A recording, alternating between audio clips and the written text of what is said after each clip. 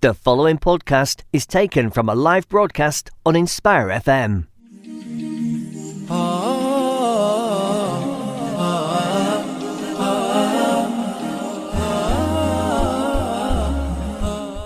Assalamu alaikum everyone, welcome to the Arise to Success show. In this show, we aim to highlight inspiring individuals and their journeys to success. I'm your host in this show, my name is Jihad.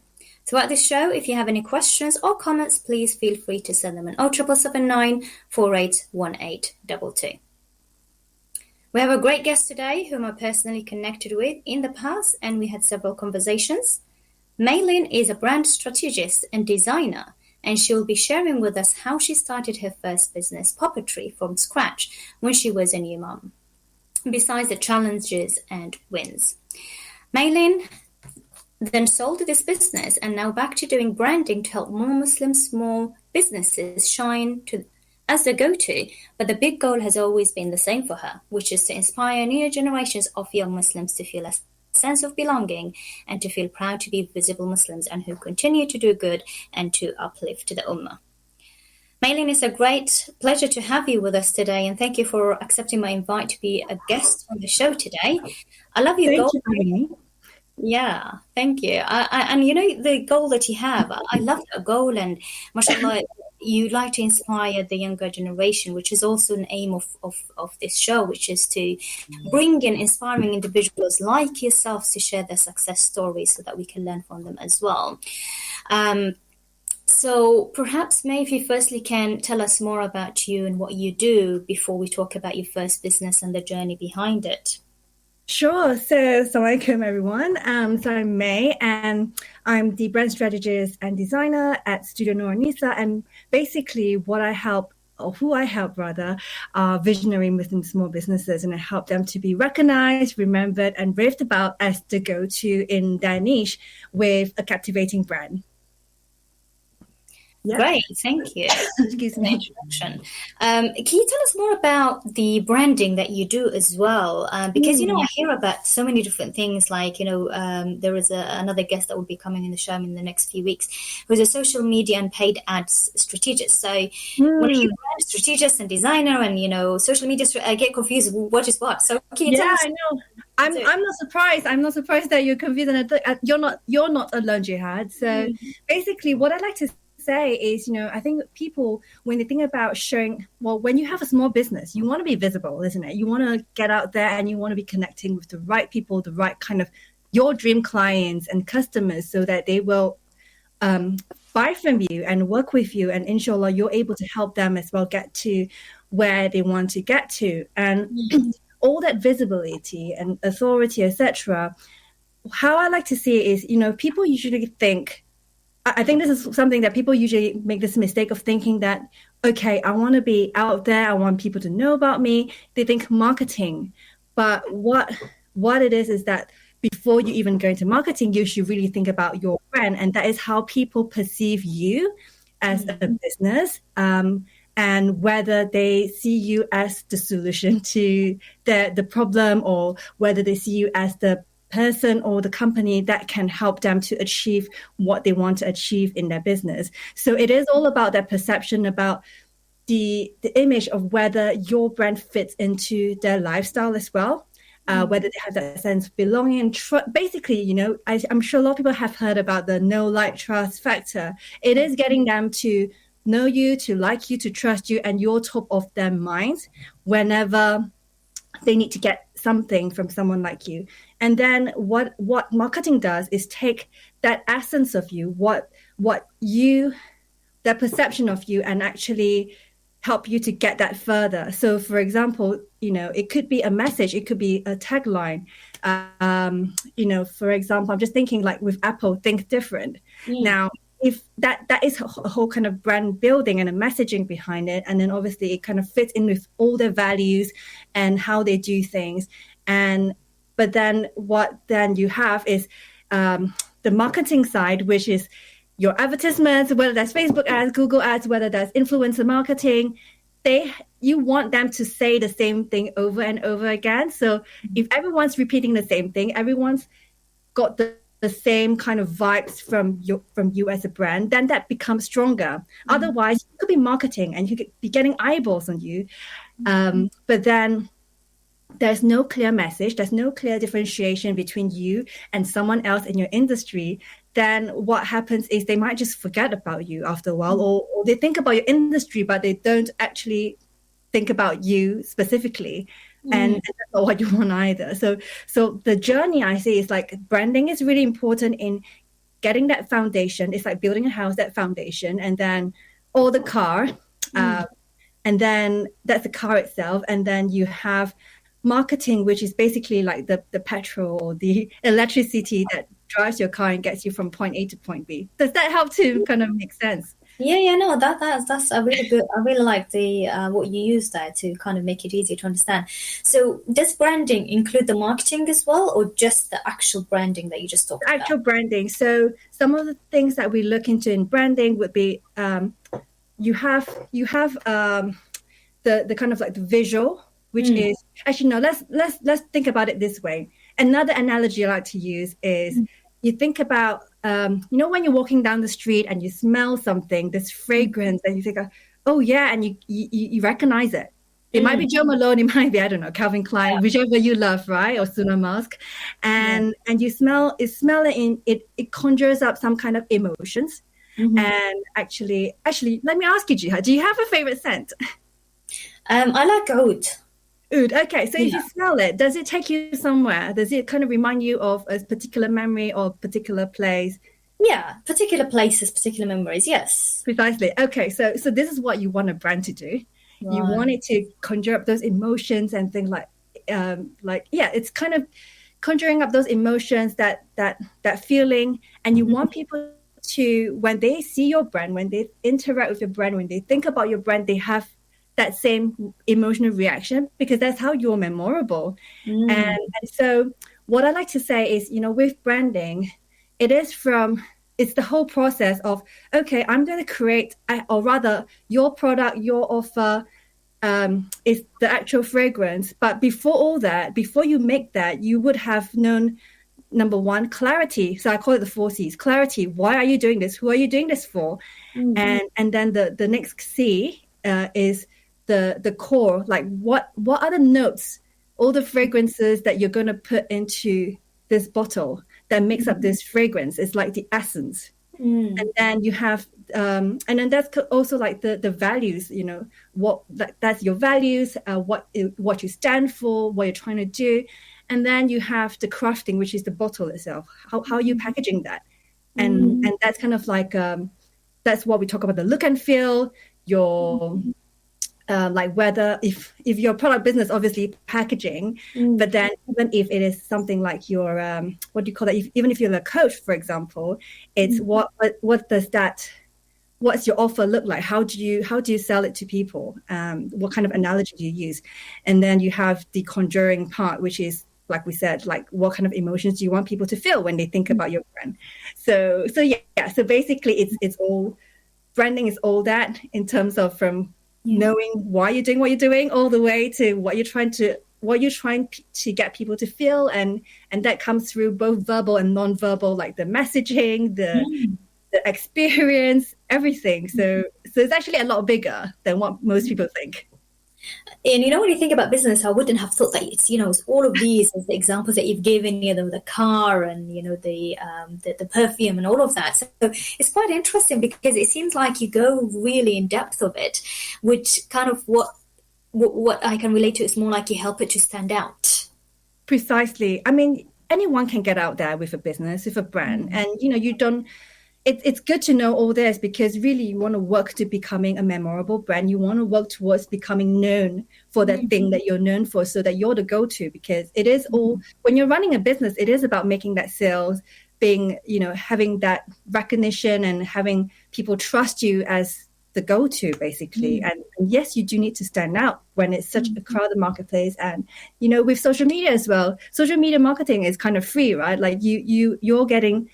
It's such I mean, I love that you can just very easily market yourself nowadays Whereas before, there's newspaper ads and TV ads, and it's so much more of a faff to kind of get everything together. Now you can do it, just through social media. But it is a very crowded marketplace. People are bombarded by messages every day. How do you stand out? How do you shine to them as like, hey, I'm the person to go to, I'm the brand to go to be able to help you take you from A to Z, for example. Quite interesting. And imagine if we have two businesses selling, similar service or similar products, or maybe the same things. Does branding help one of them to stand out more than the other? Or if they're both using branding, how does it make each one of them stand out? Do they use different kind of branding? Yeah, so definitely. It's funny you asked me that, because I remember I was in a taxi once going home from a networking event, and I passed by these two kebab shops. Both probably selling exactly the same thing, right? Yeah. But one was branded and the other wasn't. One was, you might know the brand, it's called Lebab. This is in Shoreditch. So Lebab, and I think the vibes is there, like catering to this like young, hip crowd. They've got this kind of like the graphics, the fonts, the colors, the lighting. They all suggest that, and even the menu has got a little bit of a flair to it. And then next to it was like, your regular kebab shop, and it says best kebab. And it was just like this like bright fluorescent lighting. The pictures were like, I don't know, from maybe 10 years old or something. And they were like, and you can see, okay, brandings obviously help people to see like, this is me. Because when people use brands, that there is this, they take on this sense of belonging, and you're helping people find their belonging as well. They want to be associated with this brand. They don't want to be associated with that other brand. I mean, I know sometimes it's not always that way, because I know like my husband would be like, I don't care, I just go for like the best kebab, doesn't matter what the branding is like. But the thing is, there are studies, there's stats to show that when you invest in design, you're actually getting a lot more back per dollar on the returns, on like, because people would then associate what you have with the quality of the product that they're getting. So it is important to do that, and this is the reason why really big brands are investing in their branding all the time and always updating. Like Coca-Cola has always kind of kept up to date with that, and sometimes it's just very slight tweaks, but it is those important changes to keep themselves top of mind for people. But the thing is, it doesn't have to be only for big brands and big businesses. Small brands, small businesses can do the same as well. Yeah. Okay, so it's quite interesting when you said Coca-Cola. The first thing that came to my mind is the colors black and red, and when I think about Asda, for example, the green color. So is the color and the logo and all of that part of branding and part of the memories that you said that we would always associate it with specific memory or specific places or colors and so on? Is that part of branding as well? Is it? Yeah, I would say definitely colors would play a big role as well. I mean, I know people sometimes can really get into the color psychology, but what I like to also be aware of is someone might say, oh yeah, it's good for a bank to have blue because it's obviously saying like trust and security, etc. But then think about it, every bank would use blue, and then where are you standing out? So I like to think about it, like, look at it this way, see what other brands are doing, see what colors obviously work in terms of the associations that it gives, but then add your own twist to it. So, like Starling, I think it's Starling, they don't have blue, they have a deep purple, which is kind of a little bit different from blue. So it does still have that deep color, still the same kind of spectrum that would instill that trust, but then there's something a bit different about them. And like for someone who really doesn't want to go with the boring bank, they would appreciate that. Like they might be thinking, well, I'm different, I'm this kind of person who I want to go with to say like, oh, I use Starling, or I mean, I know it's just a bank, but when you went on that card, I don't know, for me, when I use my Monzo card and this bright fluorescent orange card comes out, I'm like, woohoo, like I do love my Monzo card, and kind of suggests the kind of person you are in a way, and so there's a lot that goes on actually, and I think when it comes to color, yes, it plays an important role. Always bring in your own as well, keeping in mind what other people are doing. One thing I would say, like I would really pay kind of attention to when it comes to color psychology, definitely, is food. Because you can't use orange for a grape flavor, for example. Or, there are certain things like that people are just so used to, that is kind of inbuilt in our psychology about what color tastes like what, that too different and it just feels wrong. Yeah, absolutely. No, that's clear. Thank you for that. And you also mentioned earlier that I wanted to come back to about the social media marketing that is free now, that we can make use of it and so on. Now, some people, when they try to use that marketing, they don't get anywhere with it. So is there, for example, is it worth investing in, social media ads? And again, does that come under branding or does that come under something else? And because it feels like sometimes, speaking about myself as well, when I went to Instagram at the start, no clients from Instagram. So sometimes I feel like, it depends on which social media you use, depending on your target audience. But at the same time, does that come under branding? Does that come under something else where people should invest in more ads? What's your feedback? Yeah, so it's not exactly branding, but they do there's overlaps. And they do kind of work very closely together. Like I would always say that you need both branding and marketing. But like as I mentioned earlier, you could be doing the marketing, but if your messaging, for example, wasn't right and you were not connecting with the right audience, or you're not using for example, you weren't using the right language, or perhaps, when marketing branding, both what's really important is you really know your audience and what you have to offer and how what you're offering is going to transform their lives. So if you're not getting that across in the right language that's simple to understand, then sometimes that's where the results are not coming, because whoever is following you, for example, doesn't resonate with what you have to say, or they don't see that is something they need right now. So like with marketing, there obviously are other things involved as well. Like, okay, so, where are your kind of ideal clients or customers, for example, hanging out? And you might be, for example, on a LinkedIn when you should be on Instagram, or you should be on, or maybe TikTok is where the people are at, etc. And so with marketing, the marketing part is about, okay, where are the opportunities where you can get your messaging, get your brand out there. But before doing that, you need to know who you are, what you stand for, who resonates with what you stand for. And you're basically trying to attract the right audience and showing that what they are going through and that you have the solution for them. But marketing is, there's a lot more to it. And it's there's, like I said, there's parts that overlaps a little, but then you've got there's other things like, the marketing drives. There might be some kind of experiential activation campaigns and etc. That falls under very specifically marketing. And I think funnels and things like that also are under marketing. So there's a whole different side to it. And when you go to an agency, like some agencies will do everything, but then you would probably also find you have branding and then you have marketing that are kind of separate, but they work together. Does that kind of make sense? And it makes me feel as well that branding is more of the foundation before the marketing, isn't it? Because that if you don't have your message right, then you're not really marketing to the right audience. Yeah, and you might not be remembered for what it is that you do, because there's not a strong enough kind of identity and message behind all that marketing efforts. Quite interesting. There's quite a lot to business, isn't it? It's not just, starting a business and just, selling. Thank you for sharing that, which makes it a lot clearer. And just to remind the listeners, and if anybody joined us now, we have Maylene on the show today, who's a brand strategist and designer. And she will be sharing also with us how she started her first business from scratch when she was a new mom, besides the challenges and wins.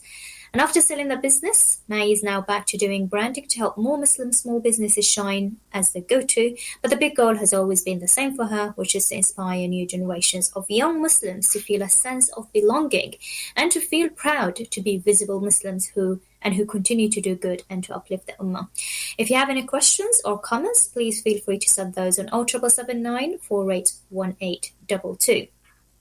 So, Maylene, as a new mom and starting a business, could you tell us about that journey with your first business and why you sold it? Why did I sell it, did you say? Yeah, if you tell us first your Yeah. journey starting. Okay, sure. So basically, I was working in like the branding industry, Mm, in like this top agencies globally, for about, I think by that time it was maybe about 10 to 15 years, mm, and then obviously I had my first child, mm. and so I was on maternity leave. Got bored. I needed a creative outlet. And then I think what it was as I was decorating my daughter's room and seeing all this really cute stuff, I'm like, I can do that myself. I'm a designer, I don't have to buy this. So it started off being that I was designing my own things, trying to find out where I can get it printed.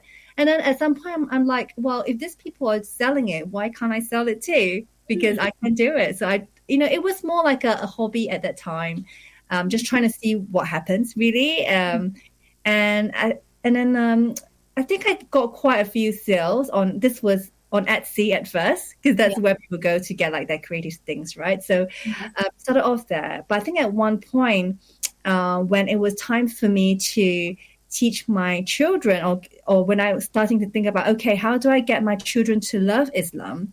That's Mm, when I started to think, actually, I can't find anything out there. And I've always loved that whole kind of Scandinavian aesthetics, that kind of a little bit minimalist. I really didn't like those very garish, bright colors and mm. that cheap tat out there. Like, obviously being a designer, there's a certain aesthetic that I look for. Yeah. And so I couldn't find that for Islamic, any kind of child Islamic products, decor, etc. So I decided to do my own. So I think I started off with a few of my favorite ayats, and then put it out there. And I remember selling like one for £10, and then people bought it, and then suddenly I found that a lot of people actually wanted it, and it Amazing. kind of just continued. And then I, along the way, I met different people who are creative, and somehow it also turned into products. So one of the things that really did really well was my Allah is with you wherever you are cloud hanging. It started off being paper cardboard because my friend could cut it for me, and then it became this wooden piece, and that was one of the iconic Poppetry pieces that were being sold at that time. And yeah, it kind of just grew into like prayer mats, like kids prayer mats, etc. Some of the projects took longer than others, but Alhamdulillah, like it was amazing finding a whole community of like other Muslim moms who actually wanted to inspire the children, but also they were, they wanted it to look stylish as well. They wanted it to fit in their home and fit in with their aesthetics. But I think what happened, like, so this went on for almost 7 years, and it was going well. Alhamdulillah, everything was going well. I had some amazing collaborations with other brands with like the same values and ethos.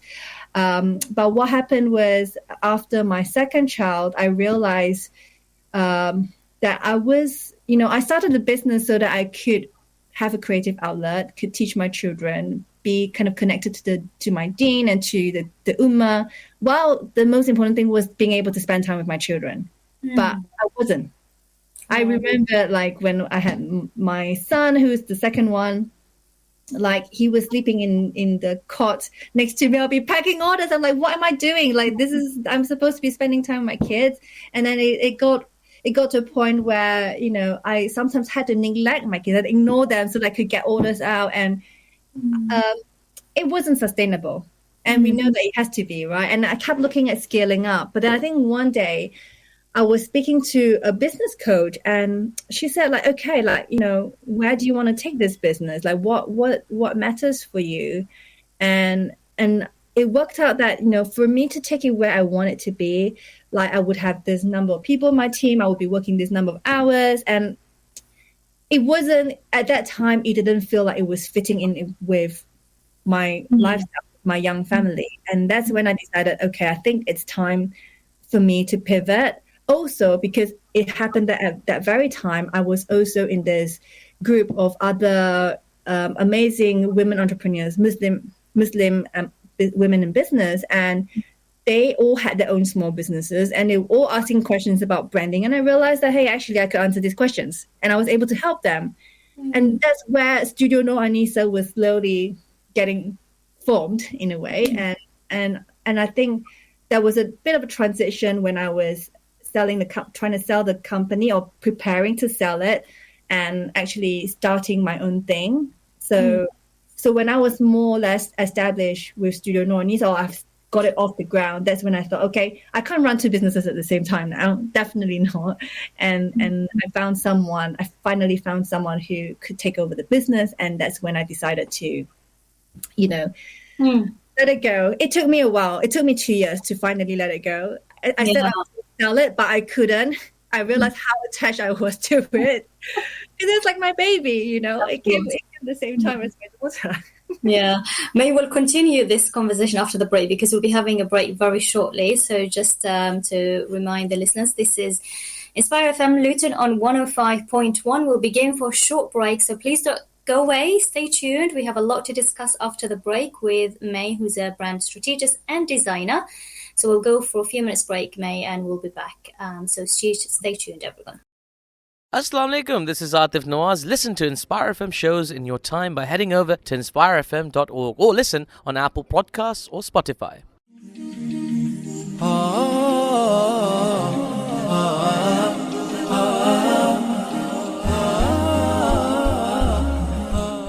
Assalamu alaikum, welcome back everyone. This is the Arise to Success show. We have May, who is a brand strategist and designer, and she is sharing with us today how she started her first business, Poppetry, from scratch when she was a new mom, besides the challenges and wins. After selling this business, May is now back to doing branding to help more Muslim small businesses shine as their go-to, but the big goal has always been the same for her, which is to inspire new generations of young Muslims to feel a sense of belonging and to feel proud to be visible Muslims who want to continue to do good and to uplift to the ummah. If you have any questions or comments, please feel free to send them on 07779 481822.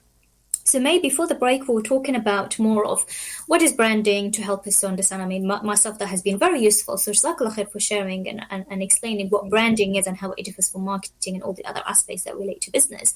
And we just started also talking about your first business and how you started this as a new mom, and then how it developed and we got to selling it. And you said that you were quite attached to it. And that's normal for us if we do something that we love, right? We become very attached to it.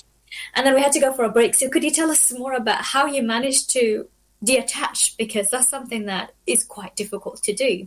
And also, if we can get into the wins and struggles that you had with the business as well. Yeah. So I don't know, some people might think this is very woo-woo. But someone suggested I do some cord cutting meditation. Okay. And I actually did that with Poppetry. Because I felt like, on one hand, I was saying I need to sell the business because it's not, I felt like, if I hung on to it, I'm not going to do a lot of good to it because I didn't have the capacity to put my energy into it, to do the things in it that would help it to grow. And I was just hanging on to it for the sake of hanging on to it. And I knew that there would be someone else who could take it to new heights, new levels, places I wanted it to go without that I couldn't do by myself, because I felt like I didn't have at that time, I felt like I didn't have the support of anyone really. Like it was a very lonely journey. I think a lot of small businesses that I've spoken to feel the same, where it feels like a lonely journey. Although, I also want to say you don't have to. There's so many wonderful Muslim small businesses out there. And, it's because of the people that I've been hanging out with that has given me that support that I've been able to keep going. And I mean, I have to say, like during, towards the last few years when I was going to sell the business, like there were many times I kind of wanted to give up because didn't have the time or energy for it. And how do I put it? Yeah. And what I've noticed was I keep taking breaks as well to just to recover, because like a lot of businesses or Muslim businesses probably will see that, you have the push, which is during Ramadan, right? And then after that, after Eid, it's like, oh gosh, like you just have to take a break because it was just so much to handle. So there was a lot of that, like it was like on and off and on and off, and it was like, no, this is not how I want to run my business. And so, yeah, one of the challenges is that, like, feeling lonely, but alhamdulillah, there's been so many wonderful networks of people that have been able to kind of had the support to keep going. And then I think it was one of the bigger challenges I had was actually when I have ideas. There's so many ideas, and I hear this a lot as well. There's so many ideas, like you don't know which one to start with, which one to get out there, or even sometimes how to get those ideas into fruition, like taking it from concept to finish. For as a product business, the biggest thing was trying to find a manufacturer. And I remember when I was like one of my favorite products that I created and sold was the kids' prayer mats, because at that time when I started it, there wasn't really anyone else in the market who was doing something like that. And what it was like, I had done all these sketches, but finding the right people to print it, to make it, to do it at a good price so that I could sell it for profit was really hard. And it took me 2 years. And then I think what made it worse was when I finally got to doing that. I remember, what was it? Yeah, there was a point when I was trying to sell it to a stockist, like a well-known stockist had wanted to stock it, and that was amazing news, right? But then she couldn't shift it, and then she told me, oh, really, your prayer mat should be, like £15, because all the other kids' prayer mats out there are £15, and it cost £20 to create each mat. Wow. And I think after all the hard work, after all the blood, sweat, and tears, it was like a punch to the gut, because I'm like, well, this is not like all the other kids' prayer mats, because they are, very cheaply made and smaller. They're like, when I think a lot of small businesses might have gone through that. It's like you put in all your heart and soul, and then someone tells you, well, it's not worth it. This is not worth it. So I had that, but then I think, so that kind of set me back a little bit. But I think what I later realized when I actually studied analyzed the whole situation, was that it's not because my product was bad. I had customers for it. I sold out on my prayer mats, but and this is why branding is important. Our target audience were very different to begin with. Also, both of us were in the UK, and so like the kind of people that she had to her, the kind of customer base that she has, they're not the kind of audience that I have. Right. So it's just different. We're looking for different things, and so like for me that was one of the reasons. And then what I also found was that people who, like, my audience would have followed me for a long time, and they knew what I could offer. So I had built up reputation and trust, and therefore people were more ready to buy from me, because there was all this other work around, like that whole brand building behind it. And then what I later did as well was I actually, rather than just selling a prayer mat, I kind of made it into, okay, how could we put more value into it? And then it was actually putting in more of a, let's solve someone's problem. And for a lot of moms, it was like they want to help to raise good Muslims. They want their children to pray. And so I was marketing it then, or packaging it up as like your first prayer mat in a way. It's getting people to, or not getting people, getting children to start to understand, or to be introduced to Allah, to the concept of zikr even. So like I had this promo video, which was all about, this is like a safe space for a child to go and turn to Allah, or just to, it's a place for, for tummy time, or for a little kid to play imam. And, it was bringing in more of those kind of emotions. Like I mentioned to you before, it's like conjuring up those emotions.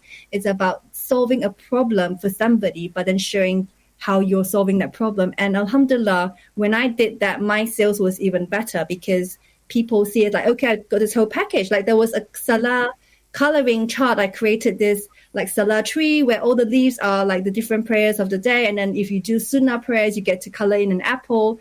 And you can color, like the leaves could be either green or brown or yellow, depending on how well you did in your Salah. But it helps you to get an idea. It helps you to track, but also helps you get an idea of what, like how your Salah is like. And I think it was like basically, you know, selling this whole package. You got this little tote bag that can bring your prayer mat around. There was like a tasbih for kids. And the whole look and feel was obviously a very Poppetry look and feel. So it made it more appealing for somebody to buy then, because you're not just buying a product, you're buying how do I put it, you're buying like a solution in a way. Yeah. So then yes, going back to, okay, it's not because my product was only worth £15, it's just that, you know, you need to know where you're adding value and to be able to speak to the right people about it, and people will pay. Because I've had my products, you know, the cloud I was telling you about, I had so many companies copying it and selling it for like so cheap online, and this, if not, they weren't even Muslim companies. Oh, wow. And it was other small Muslim companies to sell. And it was like, I mean, at first it was infuriating, but then at the same time, it's like, actually, I noticed that people were still willing to come and buy from me and buy the original because they supported the brand. Again, I'm bringing it back to, this is why brand building is important, because you have got the loyalty of your customers and know that they are going to get quality from you each time, or that buying from you makes them feel a certain way and they just feel happy to be paying that little bit extra for the experience, and to know that they have supported a small business or whatever that is. So those were like my initial challenges. Was that was the copying, there was the people maybe not appreciating what has gone into like creating those products and how much the value was. But the wins was that, you know, that I did have an amazing community of customers who really supported what I was trying to do beyond just products, and were happy to support me. So like, I'm eternally grateful to them, because they helped me learn and become a better Muslim just by how they were as well. That's amazing. And mashallah, you shared really good information there. And it just making me think as well that not because somebody commented on our products or services, whatever we're doing, in a negative way, we underestimate ourselves and we take that on board. Yeah. Find yourself, you know, in the right place. And as you did, mashallah, you found yourself with the right community, with the right customers who bought from you. And not necessarily that, you know, this person meant it in a negative way, but no, I don't think so. Exactly, our audience was very different. So kind of like, you know, to make sure that you don't stick to one single view, or just take on what everybody's saying, but to find yourself in the right place is quite important. So thank you for sharing that. And it's also making me think, does branding change from time to time? So say, for example, you know, the time when you were selling to the children, you know, mentality changes, you know, things change very time, and we are in a time where things are changing very quickly. So I'm wondering here, does that branding, do we need to invest in branding several times, or is it just once as the foundation, or do we need to constantly change it? I wouldn't say it's like a huge change. I mean, definitely it is important to invest in branding if you're able to, or at least consider it. And like you said, it's building that foundation. But just as you've built a foundation, you've built a house, you've got all your rooms. Sometimes, you know, you might feel like, okay, you know, maybe there's something that happened in your life, for example, you've welcomed more children, and you think, actually, I need a bit of an update, because maybe I've changed as a person. I've changed in terms of my needs. I'm a mum now, and I need things in certain places in the home, like, you know, you want kid-friendly spaces, or like maybe you need to have like a room that's got like a, how do I call it, you know, that you can escape to have some calm. And it's the same thing with branding, you know, like you have the foundation built, you probably wouldn't change as a person, and what you're trying to do, like what you're trying to do through your business, probably the core essence of it wouldn't have changed. But it's just the way that you approach it, the way that you present yourself, obviously would need an update once in a while, because, you know, even like customers might change. You might realize, oh, I've got a whole new generation of maybe, I don't know, what is it? like I can't remember what they call it. Like it's even younger than the millennials and the Gen Zs. It's like a mix or something. And you have different generations coming out with different needs, they're savvy about different things. And you might notice I'm starting to appeal to a very different group of people. And then obviously your messaging, your design, the way you present yourself would change. I mean, if you look at like some of the luxury brands, like Chanel, I remember like Chanel used to be this whole like very chic and black and white, very elegant. And then like somehow along the years, I remember going back to it and I saw this ads and that ad campaigns. The whole brand itself hasn't changed. Like the branding itself hasn't changed. You still get that black and white and that, what it stands for. But the campaigns have changed a bit in terms of there's a little bit more edginess to it. There's, the models, there's like some younger models, like some younger kind of like newer influencers that you might be kind of familiar with. And just the attitude also has changed. But it's not like a huge departure from where they were. It's just an evolved version, and that makes it exciting as well. But it is about looking at, if you're always trying to serve your audience, and that is the main point, right? If you're always trying to serve your audience and looking at how you can help them with whatever they're looking for, then you will most likely just be evolving with them at the same time. Yeah. And that's why, when people come out with a small business and thinking like, oh yes, I need to get everything perfect before I launch my business. Like there's no need to get an MVP out there, right? I think you must have had this before as well. And because you will learn from your audience what they really need, and you just keep tweaking your offers as you go along, and that's completely fine.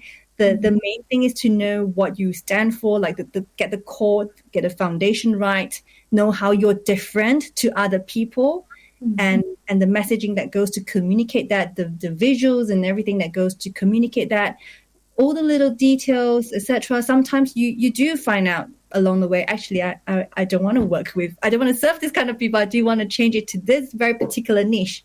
And that's another thing. As you niche more and more, and that's good to niche, you will find that, okay, you can tweak your branding a little bit more to really speak to that group of people, if that makes sense. Oh, yeah, absolutely. And I love how you explain it and how you kind of give real life examples with it as well to make it very easy to understand, like the house and how you build the foundation, and then you kind of update it depending on your situation. And as you said, depending on the audience as well. So I love the example. So thank you. You made it very, very clear.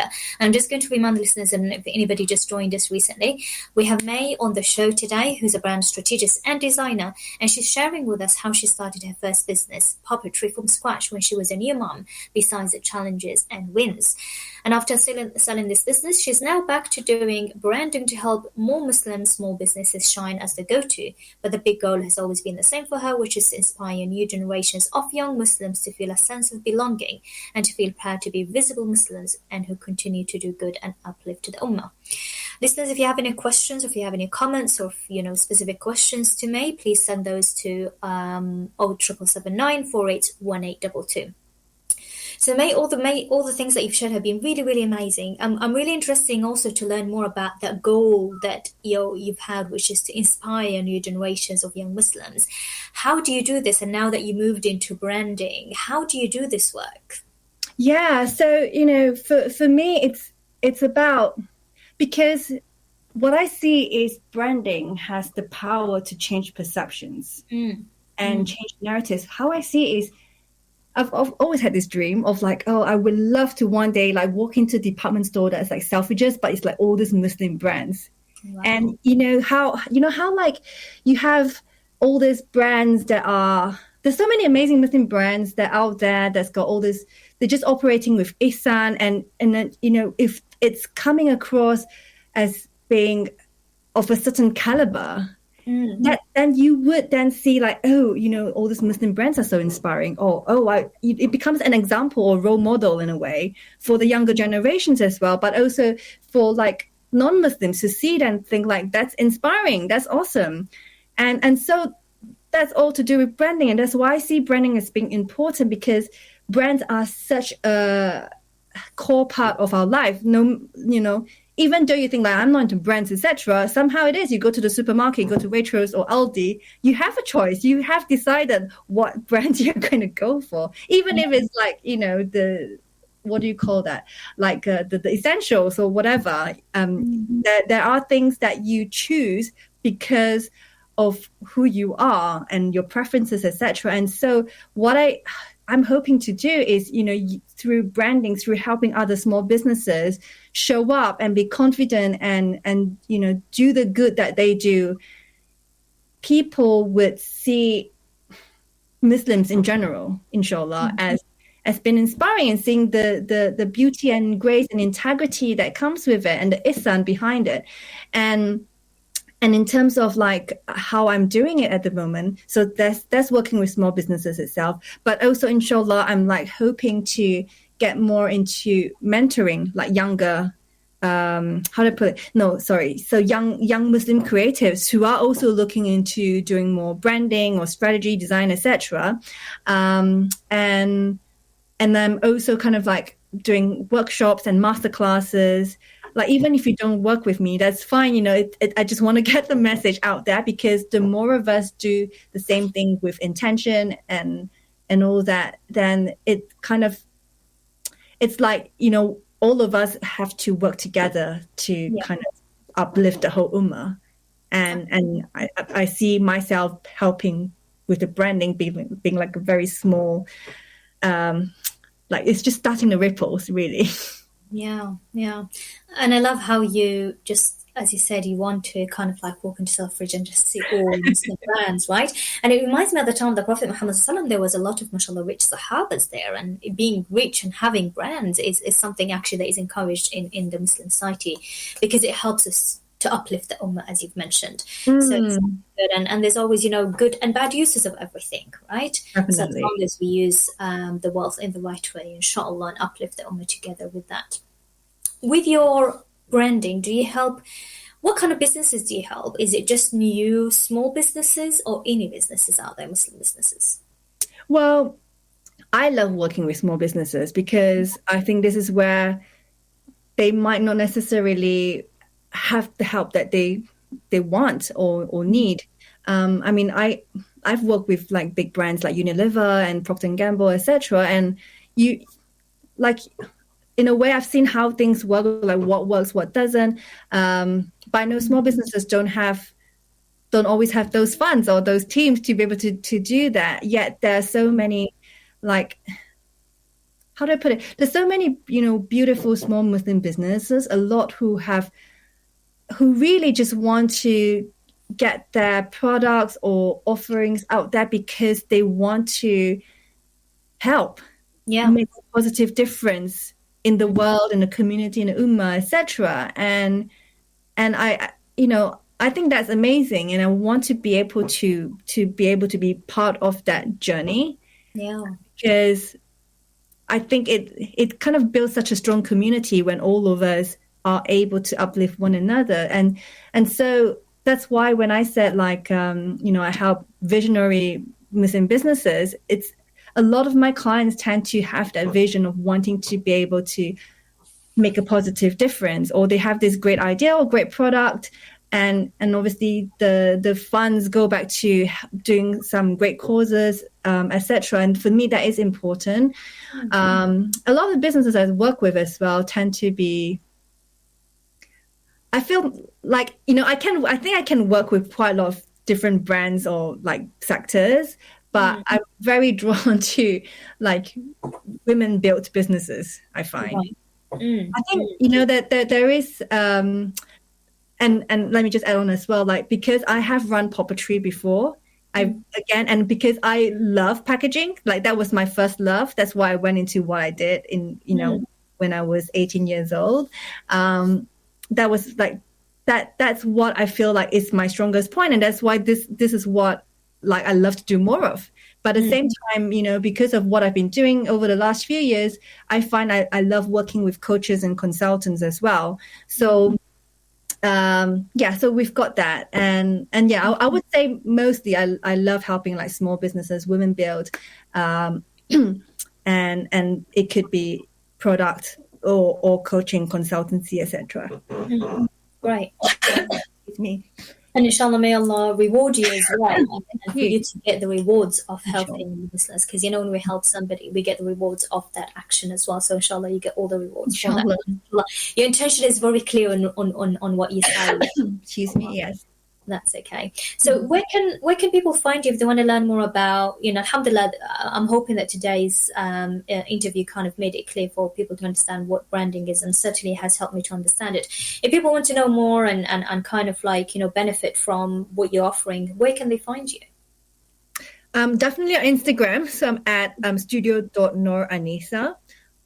You can also hop on to my website, which I'm forever trying to finish. It's www.strideintoyourbrilliance.com. And you can also find me on LinkedIn. It's Maylene Seah.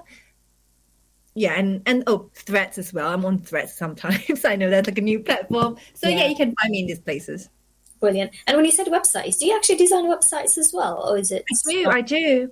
So basically, because the whole brand experience, like the whole customer journey, websites is one of those important things where when people discover about your brand, they go and look at your website and your social media. And so that's almost like a storefront, isn't it? So this is something very important.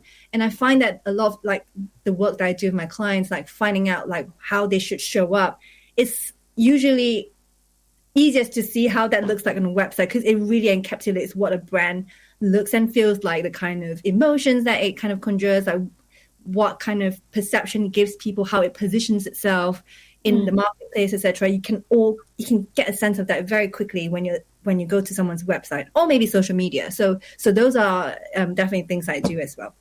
Great, brilliant. Jazakallah khair, Maylene. I don't know where time has gone. Time has just gone so fast, and it is the end of the show. I know.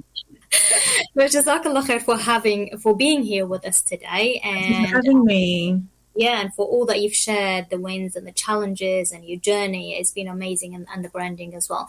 Listeners, thank you very much for being here with us as well. I hope you have enjoyed and benefited from this episode as much as I did. And please do stay tuned to future shows. This show takes place every Monday from 6 to 7, so please do join us. And if you know somebody who would like to share your story on our radio show, please get in touch with us at 0779 481822. Jazakumullah khair. Assalamu alaikum. Walaikum salam. Thank you for listening to our podcast. Why not tune in to our live stream at inspirefm.org and follow and subscribe to our social media platforms at Inspire FM Luton.